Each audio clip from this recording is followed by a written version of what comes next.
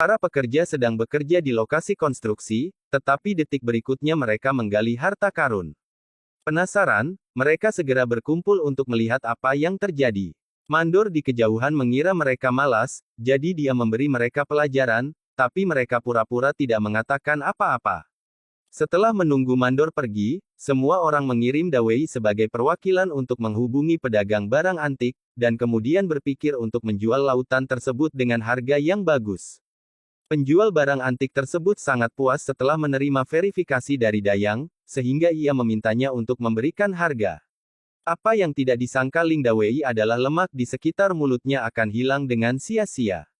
Setelah dia memberitahu rekan kerjanya tentang perampokan, dia tidak menyangka ada di antara mereka yang mempercayainya.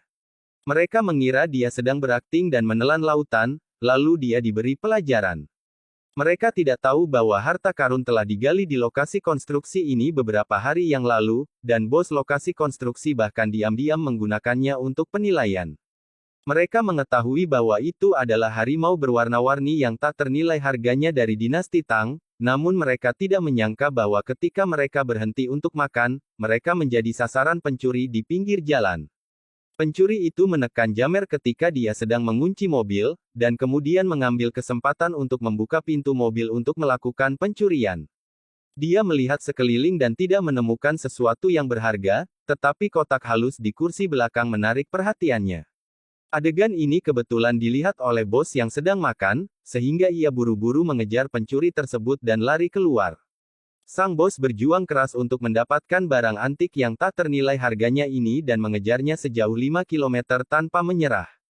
Namun semua itu akan diubah oleh seorang pemuda yang mengumpulkan barang bekas. Karena bisnis barang bekas tidak mudah untuk dimulai, pemuda tersebut seringkali diam-diam bekerja secara sembunyi-sembunyi untuk mendapatkan uang tambahan, namun ia tidak menyangka akan tertangkap dalam tindakan tersebut. Pada saat itu, pemuda tersebut mengayuh sepeda roda 3 dengan sekuat tenaga, namun tanpa diduga ia menabrak pencuri yang melarikan diri. Dengan cara ini, dia secara tidak sengaja membantu pencuri melarikan diri dari tempat kejadian, hanya menyisakan bos di belakangnya yang memandang ke langit dan terlihat normal stasiun bus. Namun ketika pemuda tersebut berusaha sekuat tenaga untuk berlari kembali, ia menemukan ada 2 mobil polisi lagi yang datang dari arah berlawanan. Ia tidak punya pilihan selain langsung menyerah di tempat, namun ternyata mobil polisi yang lewat tidak kunjung datang dia. Setelah bereaksi, dia dimaafkan. Dia menarik napas, tetapi dia tidak menyangka bahwa ketika dia berbalik, orang-orang di dalam mobil itu hilang, hanya menyisakan kotak kecil yang halus itu. Pemuda yang kembali ke rumah sangat penasaran. Dia memikirkannya beberapa kali untuk mencari tahu apa yang terjadi, tapi dia jujur dan baik hati dan segera mengoreksi dirinya sendiri. Jadi dia datang ke terminal bus keesokan harinya, berpikir untuk mencari orang yang melempar kotak itu kemarin, tetapi dia berbicara dengan staf tetapi tidak ada yang mau memperhatikannya. Dia melemparkan kotak itu ke tanah dengan marah, tetapi dia tidak menyangka akan membuka kotak itu.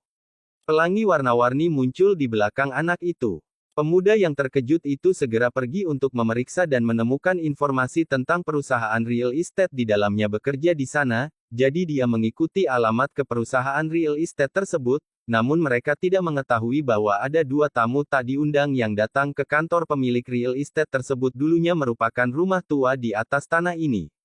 Sehingga pihak pabrik keramik secara khusus menambahkan klausul pada saat penandatanganan kontrak dengan perusahaan real estate, yaitu selama barang antik tersebut digali, akan menjadi milik pabrik keramik tersebut temuan tidak dilaporkan, kontrak akan diputus.